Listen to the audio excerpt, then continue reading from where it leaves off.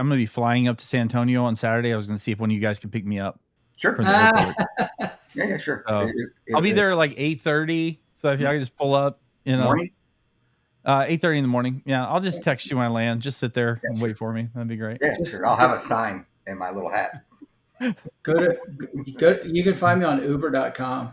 Yeah. Uber.com? Is that your personal email address? Yeah. Sean at Uber.com.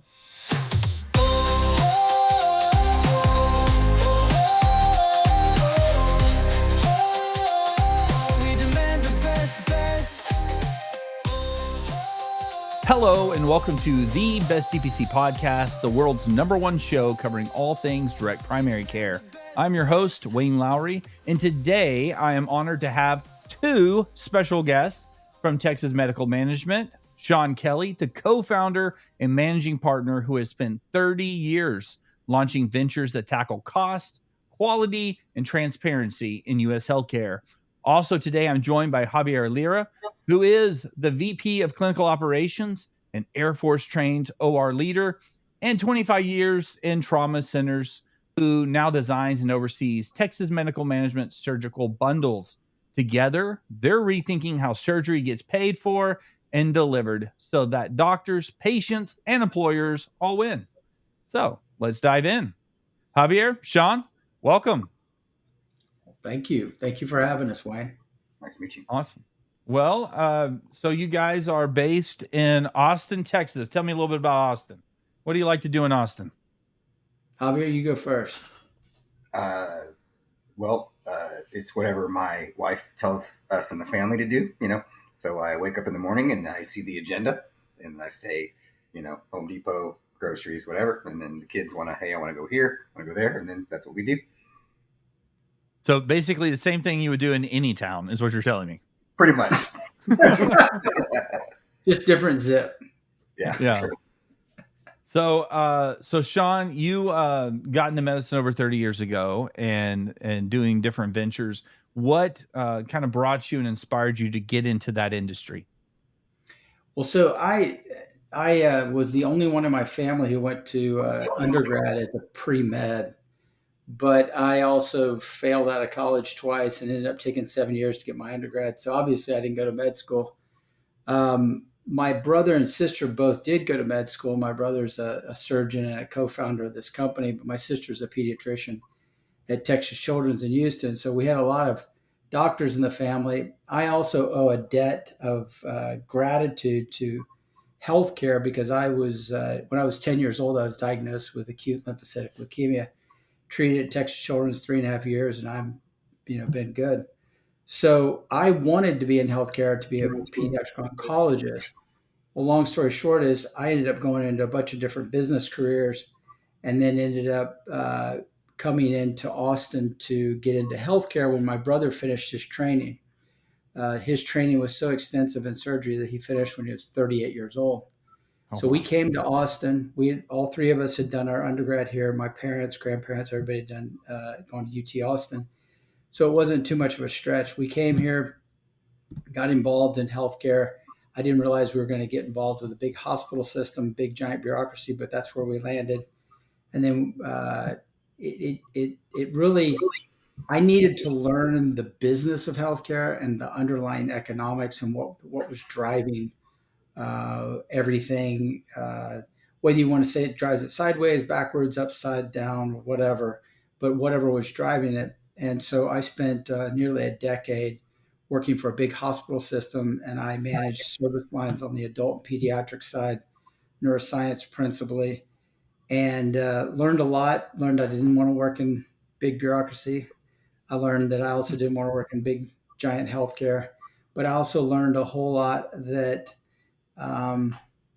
so as in most things, the people are trapped in models that they don't really want to be involved in, but it's the way they're able to do their art.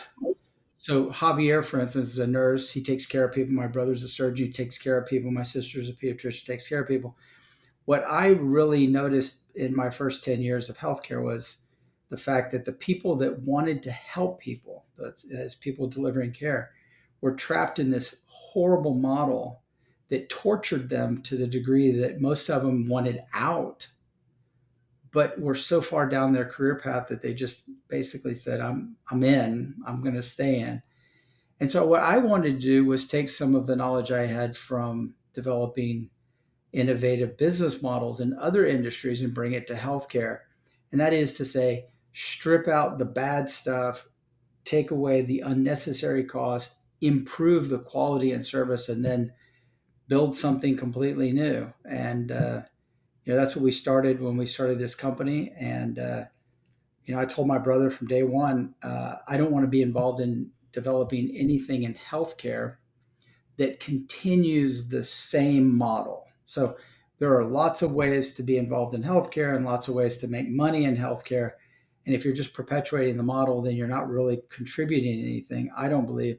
And I just believe also that there's a huge opportunity. If the service is as bad as we all know it is, we're all patients. And then the costs we all know are crazy and out of control. And then the quality is unknowable. It just seemed like a good opportunity to change those things and do something different. And in the process, liberate the providers in a way that they can go back to building relationships with patients, which is fundamental to getting any kind of good outcome. Yeah. So That's as kind of, you, as you were pointing on the importance and the value of relationships, Javier, you work more directly day to day, right? Within their health plan, or not with the health plan, but with their surgeries and with the patients themselves. Can you speak a little bit about that? First off, tell us a little bit about yourself. Well, I was military trained surgical technologist. Did that for about 15 years. And like Sean said, I worked with his brother over at the University Hospital here or local hospital here in Austin. Went to nursing school, became a nurse, worked with him there too. And then, they kind of plucked me out a little bit sooner than I normally you go, because I've been doing all the charge nursing and the off shifts and doing all that kind of stuff. Normally you go supervisor, manager, director, that kind of stuff. And they kind of pulled me out sooner, a lot sooner than I expected, to do more of administrative and coordinating. So right now, at that time I was doing all this trauma surgery and doing all the big cases. And then I went to this outpatient, because a lot of these cases are, same day surgery. So it wasn't, we're not doing a full Whipple on somebody. We're doing, ACLs and total knees and total hips and, the normal stuff we do. And then, Sean is really good about, I didn't know the costs at that time. Right. Yeah. And he's always like, now I have all this knowledge of learning, okay, that costs that much. That's this. And then I also have the OR knowledge. When you start adding CPT codes and certain stuff that they do, they start gouging a lot. And I get very frustrated and I get on my soapbox and I start yelling and screaming, guys, what are you doing? That knee scope, just because you took out some synovium, you shouldn't add $1,000 to that. That took 5 seconds to do. Like, why are you adding this CPT code? And there's a lot of gaming because, as you know, the coding is really, really good at their job. They're very good about trying to extract money. And that's why they like the Athenas and all that kind of stuff to try to generate that stuff. So I've learned a lot on that part. So speaking about that, I mean, that's an issue of transparency. And it seems to me that that's part of where y'all have found synergy as far as the shared vision. Could y'all speak a little bit about transparency and why that's such a driving force to what you're doing? yeah, I'll tell you what, one of the first things I noticed in healthcare was the lack of transparency, not only on the price. It was just a shell game of, well, we charge $1,000. We know our contract's at 300. We usually collect 250. We're happy with that. That kind of wonky finance or accounting. And I was like, that just seems weird. But they didn't want anybody to know what you're actually collecting from any one payer, and so it's all proprietary slash, confidential. And then on top of that, there was just this opacity when it came to understanding the underlying costs. So what I mean by that is not only were the costs to the purchasers unknowable, but the actual healthcare systems didn't really pay attention to the discrete cost that they incurred in delivering a service. So in most businesses, in simple model, you're making a widget, you have materials, you have labor, you have administration, etc., and you bundle all that up. You say, "Here's my cost." You're going to add a margin. That's just a bottom-up pricing model. When healthcare, it wasn't like that. When I went to talk to the CEO at the big hospital system I worked for here in Austin, and I said, "Look, I've done a lot of what's called activity-based costing, which is a type of cost accounting." And I'd done it in two other industries. And I said, "Hey, look, I think this industry would be perfect for it because the lion's share of the cost are in people. So it's a labor issue, which is perfect for TDABC." And so what I did is I went to him. He said, "Oh yeah, well we've got a cost accounting department right on the hall."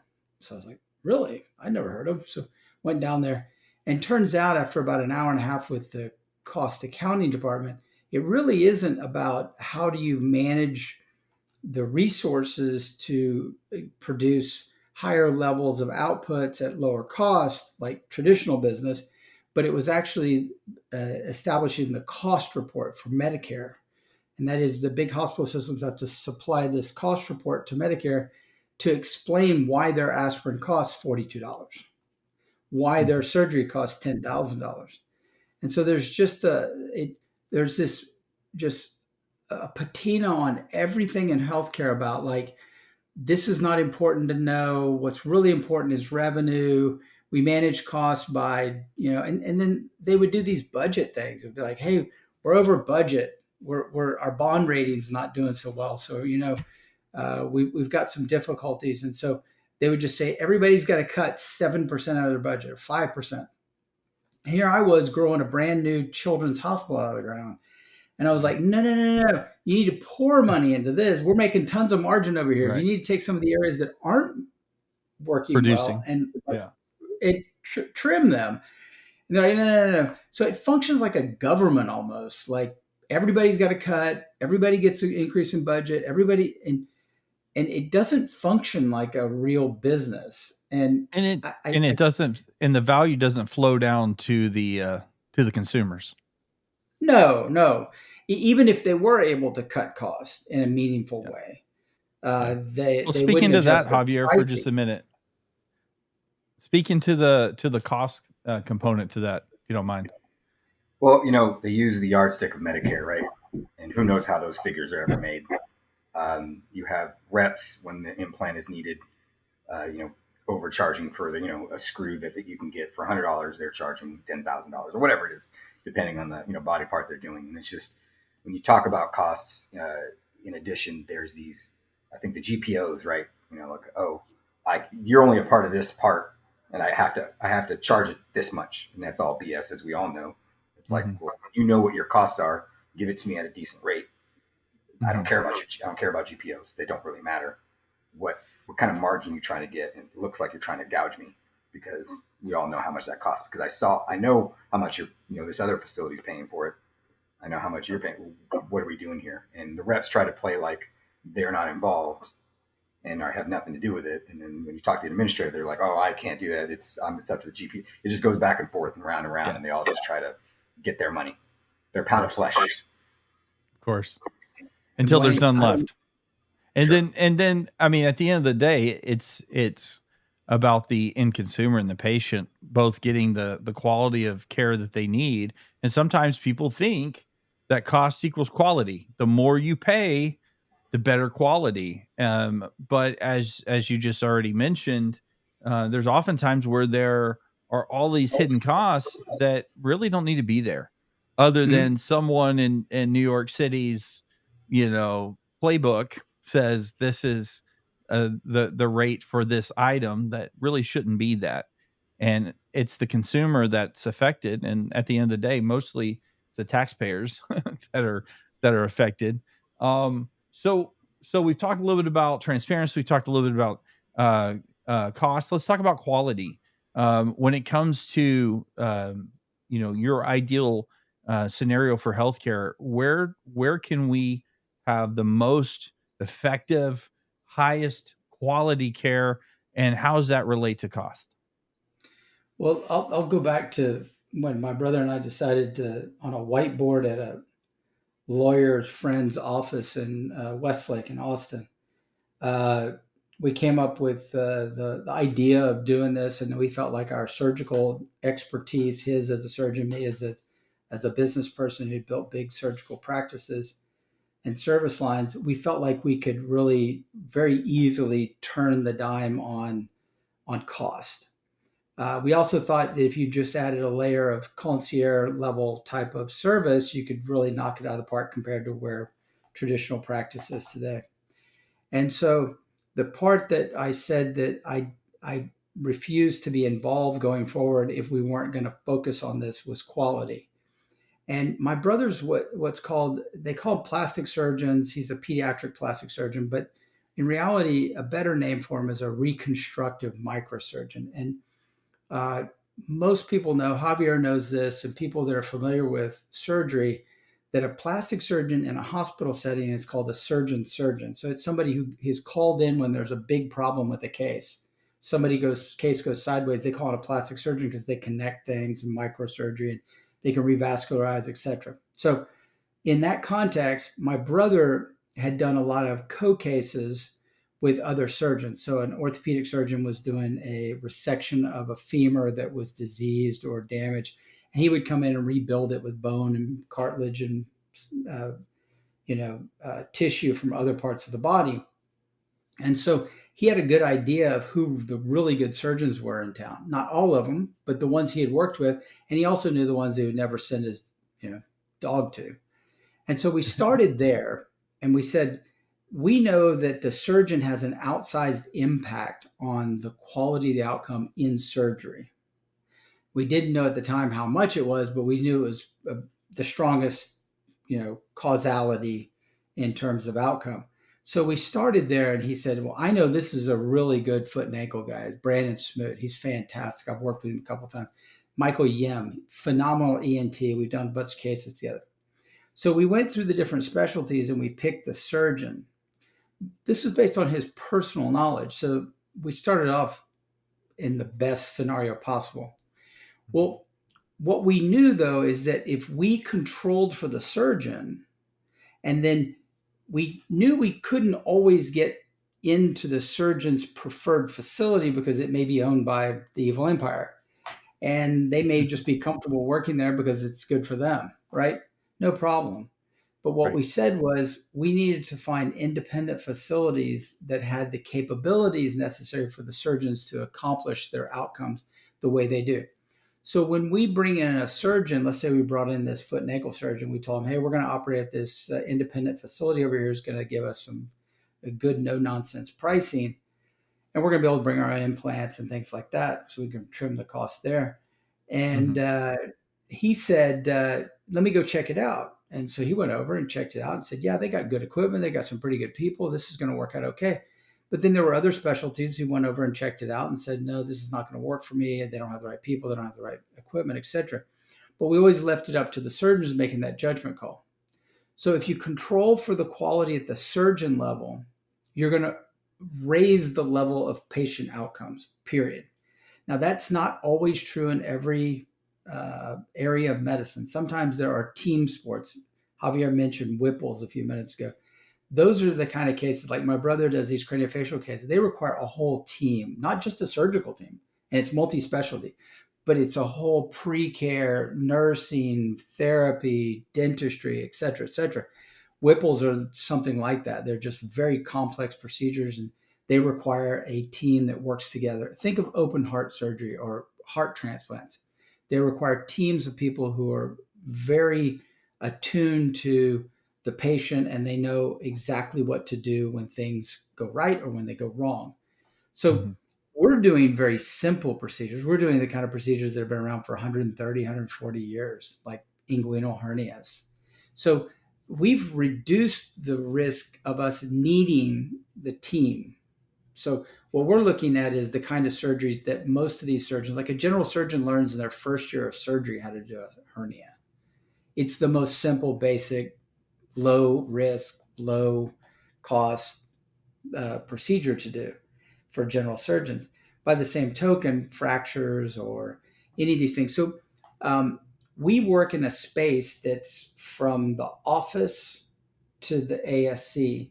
We sometimes go into the hospital It really has to do more with what facilities we have available in a market, and then the surgeon's ability to get the case done at that facility. So again, we leave it up to the surgeon whether or not they can operate in one of the facilities that we're contracted with, and that's our way to control for doing things off script. We want to make sure the surgeon is always in charge of that. I don't want the surgeon to ever feel like, hey, I felt like I needed to do you guys a favor. I didn't. No. Just say no. Got to make sure that the quality is there. Exactly. Yeah, and I'll hand it over to Javier because Javier. So my knowledge inside surgery, I knew that this was possible. But if you talk to people outside, they're like, no, you can't know quality. And when I went to work in the big hospital system, when they told me what quality was, it was infection rate, wrong site surgery rate, readmissions. It was all these what I call failure rates. That's not a quality outcome. That's the absence of quality. So the absence of quality does not infer quality. It just means that you didn't have a bad thing happen. Now, I'll hand this to Javier. Javier, as a surgical nurse and previously a tech, has eyes on surgeon, and they, inside the perioperative environment, they can all tell you who the good surgeons are. Yeah, we know. Ooh, you're going to that guy? There's a couple names I can't say on this podcast that I'll get in trouble for. Oh, don't worry, we'll bleep it. Just go ahead and say it, and then I'll just cut it out. I'll cut it out, put it in the vault, save it for later. Don't worry. Right. Well, so we know because they have bad technique. They have they take forever. They there's just their skill set. Because they forget and they don't know. Each doctor, they work on their own, right? They think they're the best. All the doctors think they're the best. They don't realize that the staff around them work with all doctors that do that same case, all these different types, and see all different ways and styles. And you're high maintenance. Nobody likes working with you. You yell at the staff. You're not. Your bedside manner sucks. Whatever it is. We do have some that don't have good bedside manner that are great surgeons, but that happens too. That's the one you want to make sure that the patient's already knocked out. Is that what you're saying? Yeah. And the surgeon leaves. Yeah. And the surgeon leaves before they wake up. Okay. Yeah, they need to have a PA standing next to him and be the interpreter for the doctor. What he's trying to tell you is he really cares about you and he wants you to, that kind of stuff. Yeah, he just thinks your face is ugly. I mean, what can you do? So that can be fixed. I want to take a quick break to talk about bestdpc.com. Are you a doctor looking to break free from the headaches of insurance and take control of your practice? Or maybe you're an employer searching for an affordable healthcare solution that actually works. At bestdpc.com, we cut through the noise and connect you with the country's best direct primary care clinics. Whether you're a patient tired of surprise medical bills or a physician ready to build a thriving membership-based practice, we've got the tools and resources you need. Find the best DPC doctors near you, get expert advice, and take the first step towards a better healthcare. Visit bestdpc.com today and see why direct primary care is the future of medicine. That's bestdpc.com because great healthcare should be simple, affordable, and built around you. Wayne, there's an interesting parallel that happened to us on this journey. Javier's been with us 7-8 years. And my brother's first case when he came to Austin in 2005, Javier was the scrub tech. So our relationship with Javier goes way back. I didn't get to meet Javier until he actually joined us, but we met along the way in this journey, a doctor who's now the head of the FDA, Marty McCary. And we became friends with him, and he actually has a place in Austin, so comes into town every once in a while. We go to dinner. He's a great, great doctor and a phenomenal researcher.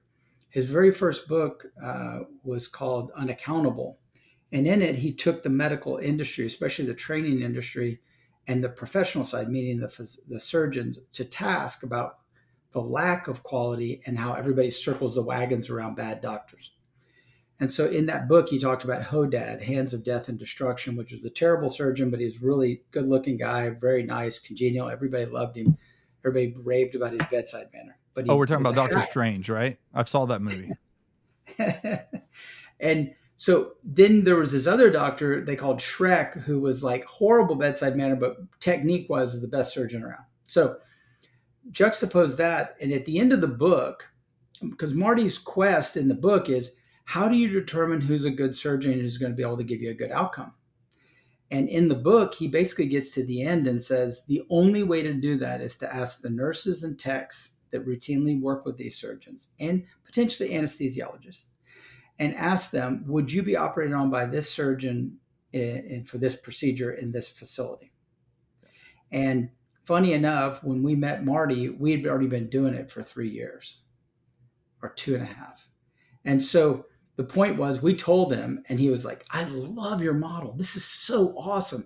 And he still, to this day, he loves Javier, but he has this nervous tick, I think, with the way he says his name. He calls him Javier, like a Javier. French. Oh, And so, well, this whole time I just assumed he was French. So, I mean, I that's can see true. where there can be some confusion. Born from San Antonio, definitely French. Roots. Yes, a lot of French roots with barbacoa. A lot. Yeah, lots of it. So let's transition over to Texas medical management, because there's a couple questions that I think it's important for our listeners. First off, when you're talking about your organization, tell me about the facility. So do you have one facility that you primarily operate out of, your doctors? Or do you have multiple facilities? Kind of talk through that. And Javier, what's your experience in that and from your position?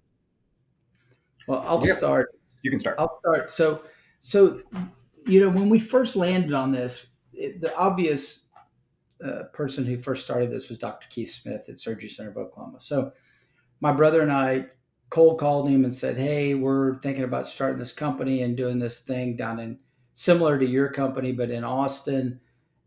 Could we come up and meet you? He said, come on up. I'm going to teach you everything I know because I'm really surprised this model hasn't spread. So we went up, we met him and everything.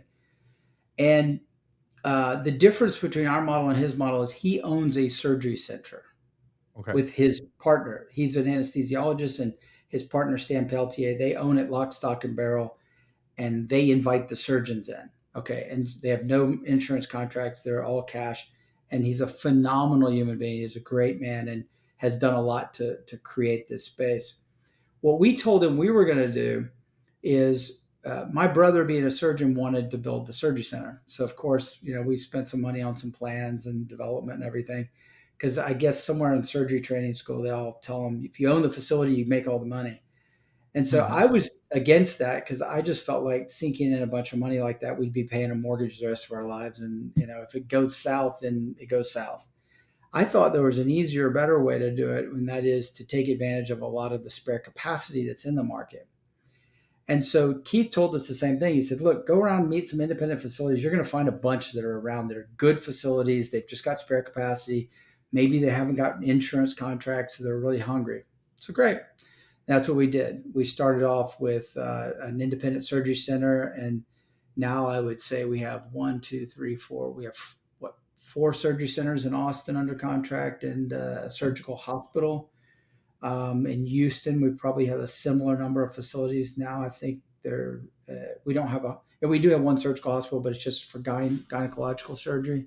And in Dallas, we have a surgical hospital, and in Fort Worth, an ASC.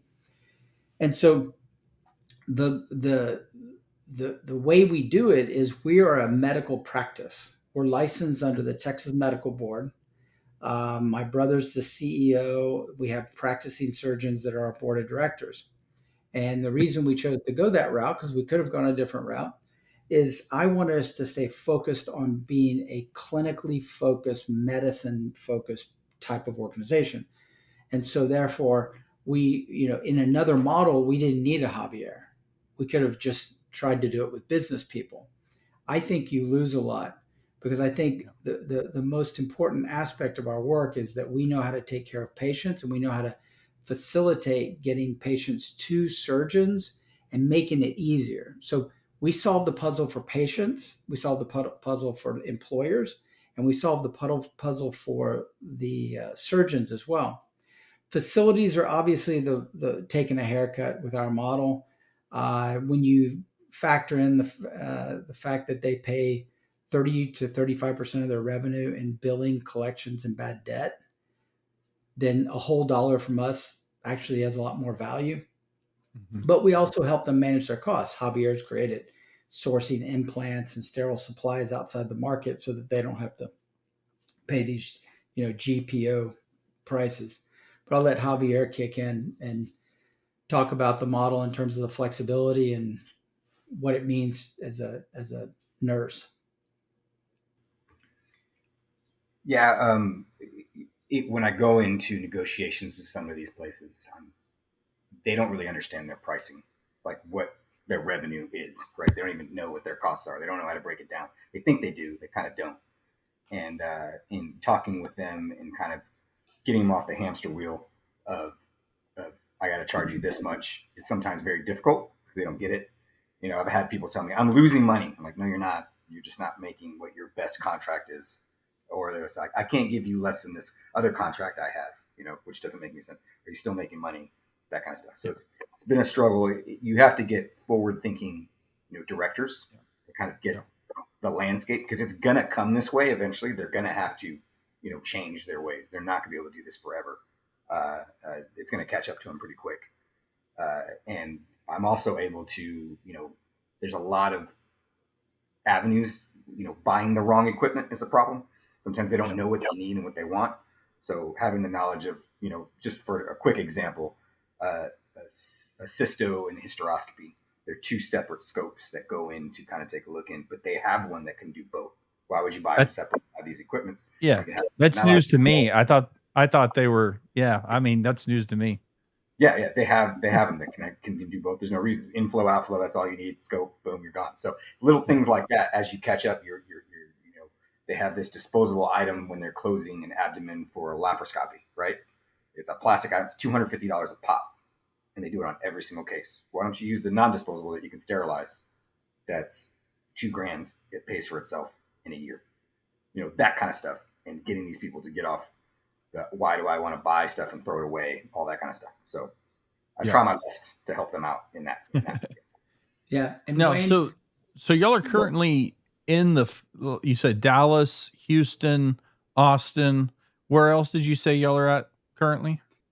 well, we currently have an ophthalmologist in San Antonio. We have an ASC outside of Fort Worth. We have ongoing negotiations with a group out of the Valley. That may be the most disappointing / difficult, and not surprising to you, I'm sure. Yeah. And our business partners kind of shake their heads because they're all from South Texas, and they say, "Oh yeah, it'll take a while." Yeah. But Yeah. Nothing moves fast in South Texas. I can tell you that right now. exactly. But if I could just go back a hair, one of the things that Javier also does is when we're vetting out a surgeon, now we'll find out about their reputation. We'll find out, that they have this practice focus, narrow practice focus. So they do the same procedures a lot. And that infers that they get good quality outcomes, or at least they're getting better all the time. And then one of the things he does is he gets on the phone and talks to them and starts working through the bundles. Well, we call it the fastidious surgeon. And if they start saying like, "Oh, well, I need 3 of these for every case, and I need, this special piece of equipment. I need a robot to do this," and Javier will call me and go, "This is not a good fit." So what we're looking for is we're looking for the surgeons who are trying to get great outcomes at everyday types of surgery. If the specialized piece of equipment is needed, we'll absolutely include it. But oftentimes it's a buzzword type of thing. It's like the new thing, and it ends up costing a ton of money. We had a surgeon one time tell us that, "I want to use the robot on these cases." And he said, "Look, I've got these academic papers that show that the robot only costs like $250 a case." Javier's like, "Look, here's a facility fee for your case without the robot. It's like $1,500, and here's one with it, and it's like 10,000." And he's like, "Really? They shouldn't charge you that much." It's like, well, who the hell pays for the $1,000,000 robot? So Javier does a great job of, like, I don't want to say busting their balls, but he does a really good job of like finding the doctors who are going to be good stewards of the resources that we're providing them to take care of patients and not going overboard. Now, when they come, our surgeon now, when he comes to us with a robot, we know he's serious about it because it's the kind of case that he can only do with the robot. Yeah, gotcha. Let's take a quick break to talk about scalebyseo.com. If you run a direct primary care clinic, you already know the power of patient relationships. But here's the thing, patients can't sign up if they can't find you. That's where Scale by SEO comes in. We help DPC clinics get seen where people are searching, so you're not just waiting for word of mouth referrals. With the right SEO strategy, your practice becomes the obvious choice when people are looking for better healthcare options. If you're not showing up where they're searching, you're missing out. Be visible, get found, grow your practice. Don't leave growth to chance. Visit scalebyseo.com today and let's get your clinic in front of the right people. I mean, it's exciting to hear that y'all are expanding and growing and the opportunities that y'all have and the talent you're able to bring to the table. How does that translate for health plans? So, a lot of these self-funded health plans, obviously, they're trying to figure out how can they maximize their value, and how does that relate to what you offer? Yes. So I think people get caught up in trying to maximize too much. The biggest maximization that a health plan can do is set up a set of services within the health plan to drive the utilization. So that's where DPC is absolutely, bar none, the best layer of primary care, and that they're always going to be looking to refer to a direct contractor provider like Texas Medical Management. There's a lot of them who come to me and they're like, well, but you don't have somebody in Granbury. You don't have somebody in El Paso. We got 5 employees there. I'm like, okay, well, look, this is a crawl, walk, run. You have 0 utilization. So you're saving $0 today. Why don't we go ahead and start where you have a mass of employees and we'll start there. And people get tripped up by trying to do everything or nothing. And Right. I think the best thing they can do is, number one, put in DPC or on-site, some type of primary care that is fully aligned with the risk of the plan and also directly connected into the direct contracted providers like us. And then put in place the types of incentives, both in terms of cost reduction to the member, but I think also cash to the member. We've witnessed several of our health plan partners go from 60% utilization to 85% utilization by adding nothing more than $1,000 cash to each time they choose. It's counterintuitive. You're thinking like, God, that's crazy. We're going to spend all this money. You don't realize how much money you save. And so I think the other thing is, well, I'll let Javier add. Well, what also happens is, deductibles are a problem, right? And people are also scared when you offer this. Sean always says in the first year you get the biggest bump, right? Because we just did 3 hysterectomies on Tuesday. These women have had it for 20 years, and they were massive. I mean, we're talking multiple fibroids. We're just pulling stuff. It was crazy what how long they've lived with this pain, and they finally get this benefit for themselves, and you know, we're actually able to help them. So they're going to be very appreciative. It was at no cost to them. They went through their plan, and it's that employee is going to stay there longer. That employee is going to work more, all that kind of stuff. And they're teachers. They're doing it in the summer when they can actually pull it off. So this is a big bump for us in the summer because they're trying to get their stuff done. Right. Yeah. Yeah. I think so. Probably the worst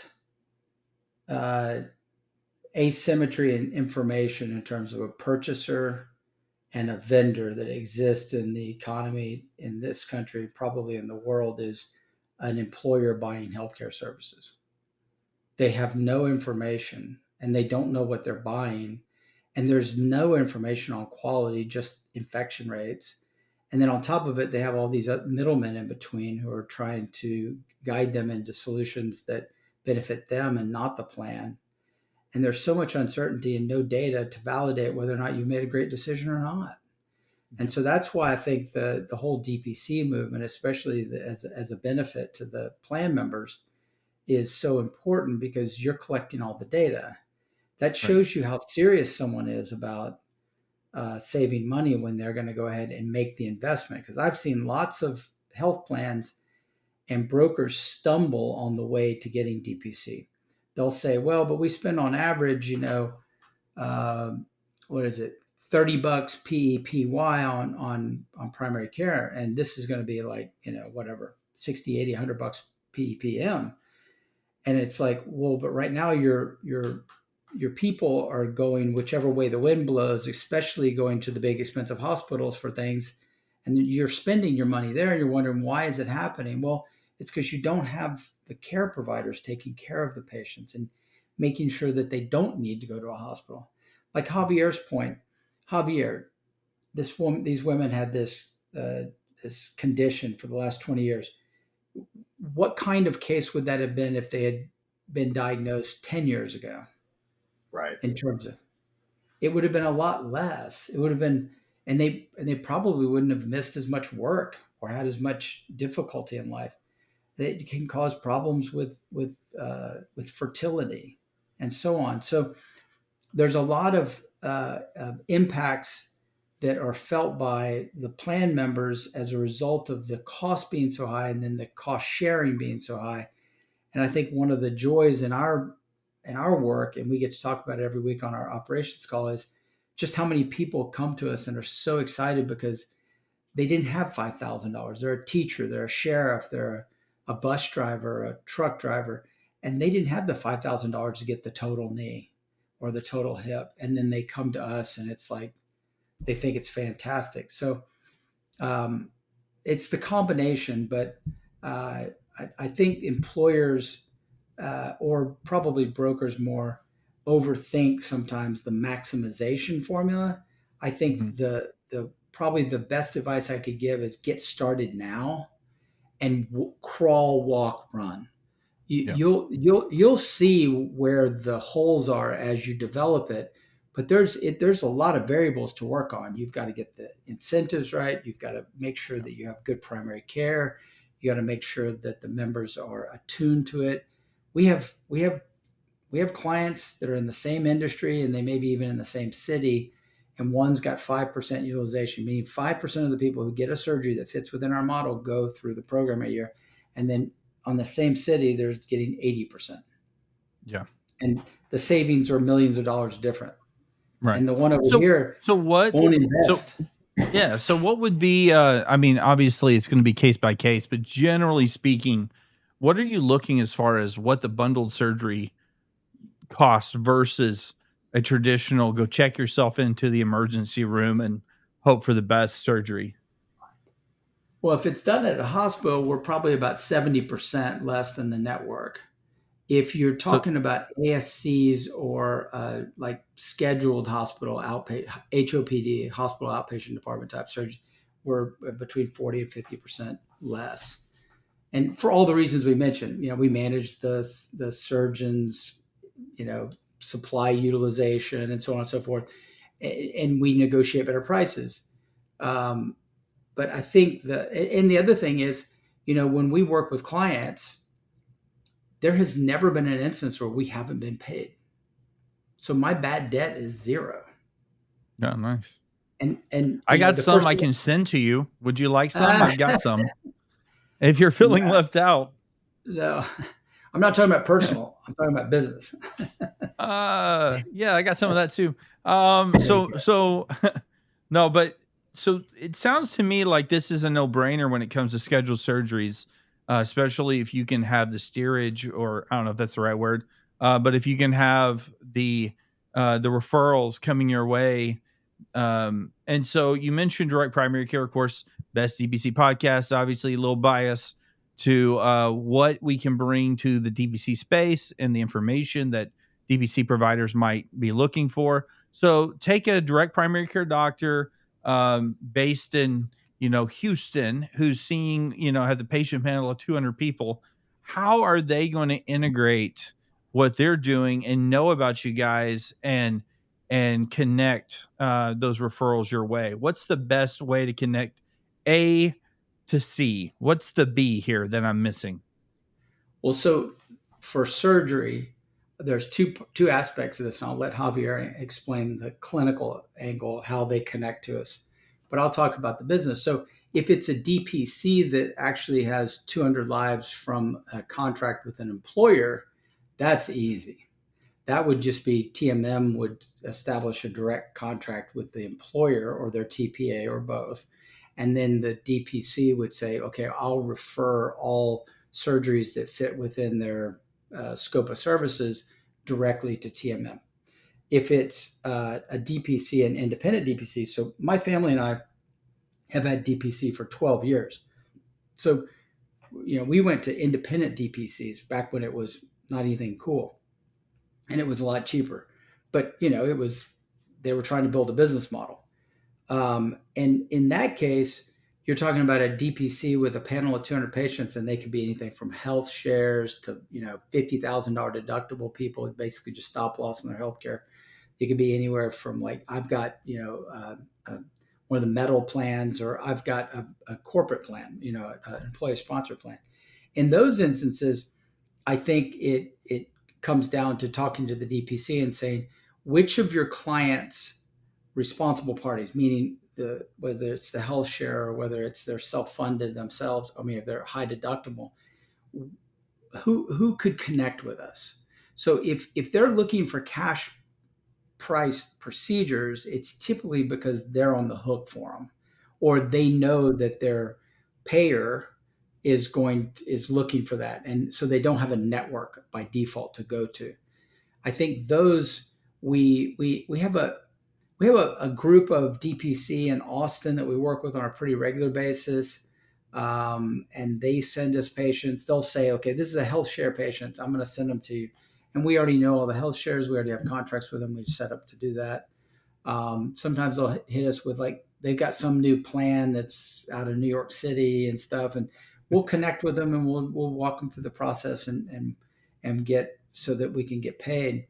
But I think the more and more we're seeing DPC are getting their panels built with self-funded employer plans, and those are where we are, I think, a great option, because we can supply, basically we can connect. And this is where I'll let Javier talk about how we connect clinically with the DPC.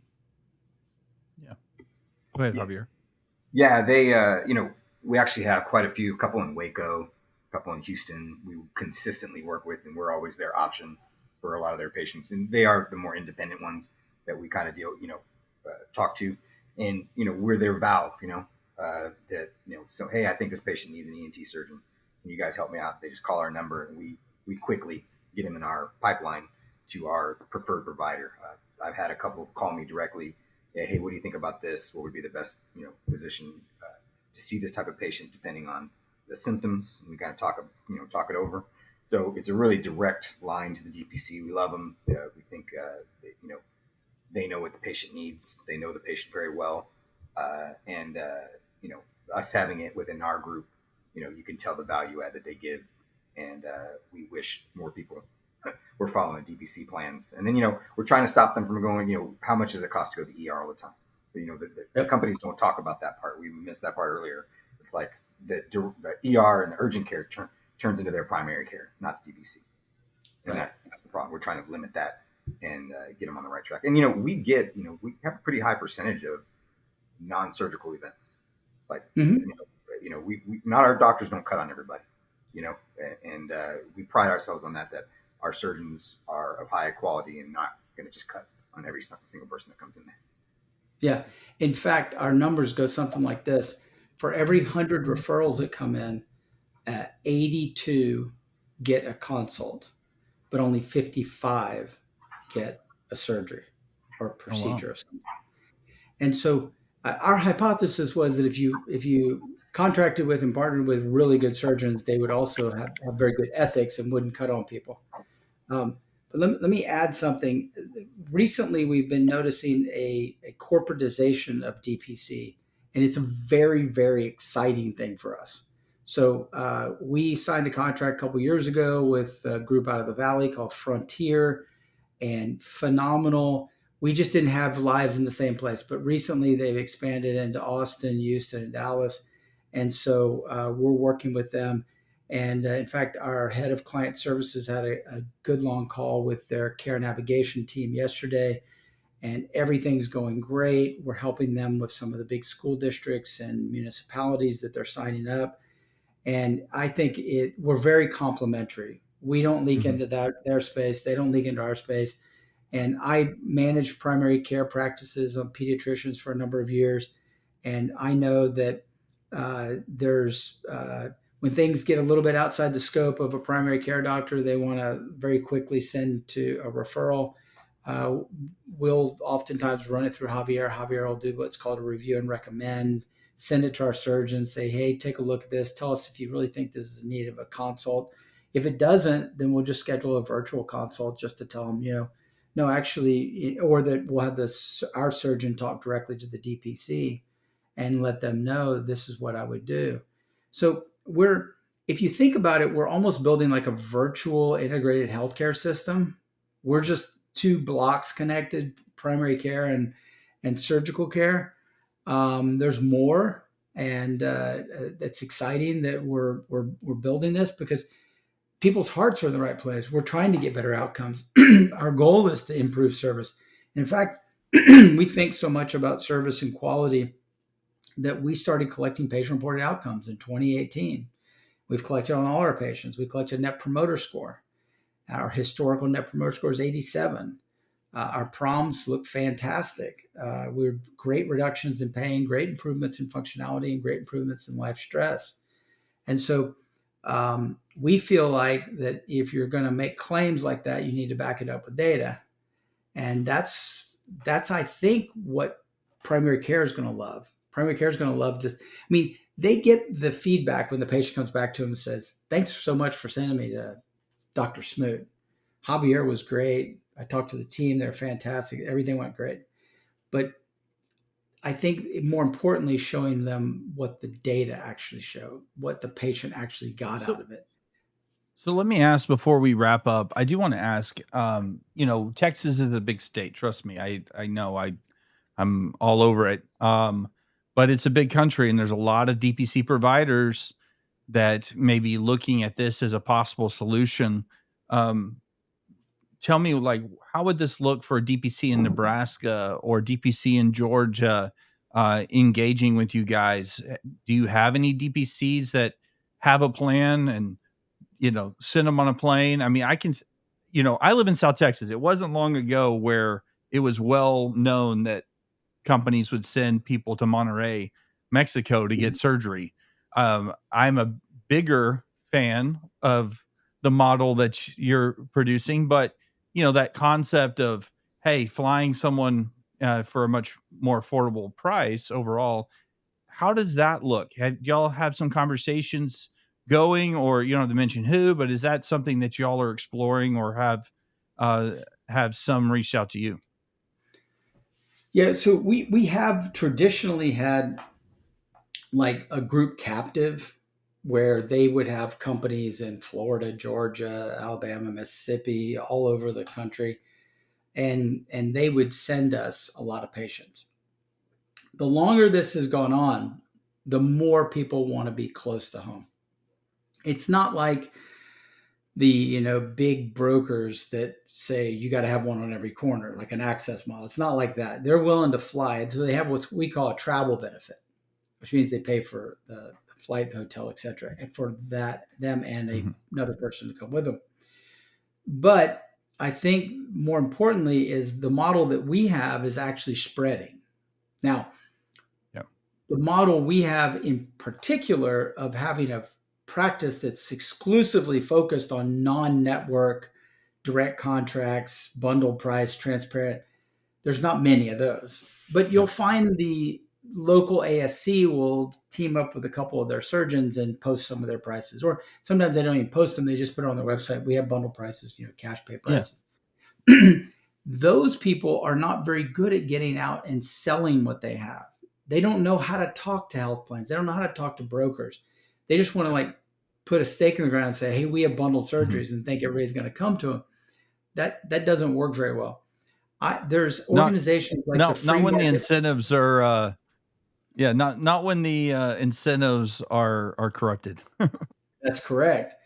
And so there's organizations like the Free Market Medical Association, Health Rosetta, the local business groups, business coalitions on health in each city. Um, there are places where I think you can go that you can find these local providers. It is not like Google. You can't just Google and say, Athens, Georgia, bundled surgery. You're not typically going to find something. Mhm. But one of the things that we did about 2 years ago, because we had quite a few clients asking us to expand outside of Texas, but it's very expensive for us to do that as a practice. And so we're Well, going hold to on a take a second, slow. hold on a second. I see Texas roadhouses all over the nation. I don't know why you couldn't have a Texas, medical management or, however you would describe it over there, but Texas medical management location in Vermont. I mean, We could if I can go to a Texas roadhouse, I should be able to go get my surgery too. we could. It cost me $50,000 to get licensed as a provider in Florida and about 50,000 in Louisiana, and I still don't have any business there. And then it cost me about $15,000 a year in fees and government regulations and stuff, the filings that I have to do. So there are some costs. I'm not saying we won't do it. I'm just saying it'll be a measured approach. But one of the things we did though is we know so many people in this space because we've been in it for 10 years, um, that we know a lot of places that are offering bundled surgeries, go to a lot of conferences, meet a lot of people. So one of the things we did was we created a database on that. We call it Repair Healthcare. And I think that if we could repair healthcare, that means repairing the relationship between the doctor and the patient by removing all the bad middlemen out of the way. And so that would restore healthcare. So what we did is we built this database and we have our first client that's taking on this starting July 1st. And so more to be told on this story, but we have providers in 40 states who have said that they already have bundles and they already have surgeons, and we've already taken the time to vet the surgeons according to our criteria for quality. And we built this database, and Javier is going to be point man on that. He's going to be the one when the client says, "I got a member in Poughkeepsie."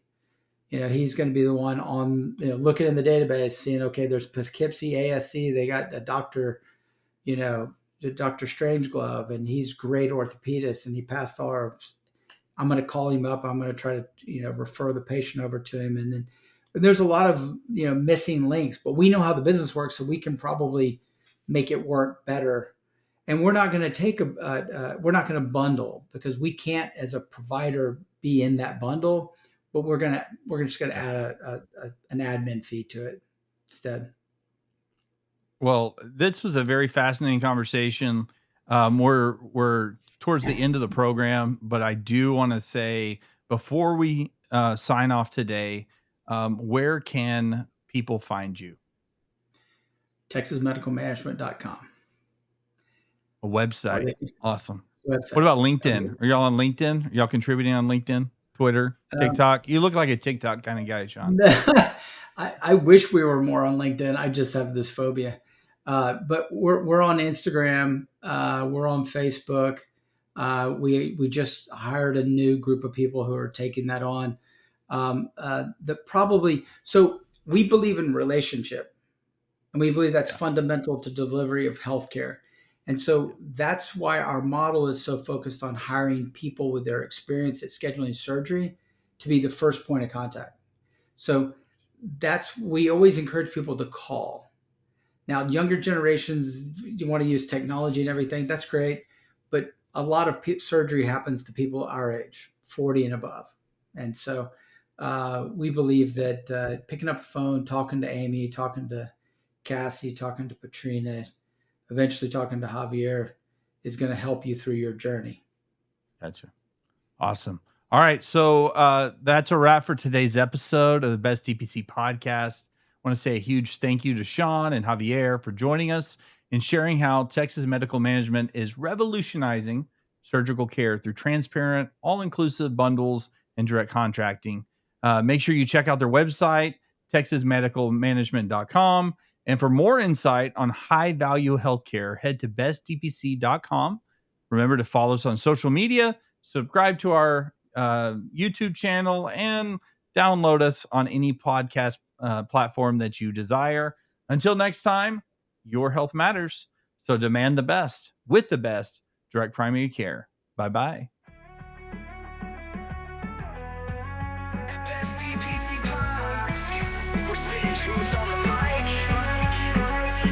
American healthcare stinks.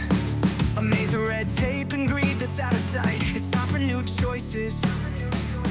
A revolution in care, where every heartbeat matters. Cutting through the noise with the